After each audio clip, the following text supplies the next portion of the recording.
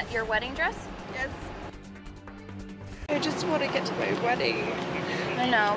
A stressed out Amber Young telling Marana police she has an important place to be. What time is your wedding at? It's at about 3 o'clock. Police pulling Young aside after being involved in a 3-car crash. Young denying to officers she had anything to drink. No. No, I haven't. Not anything. I've just been very scared about everything.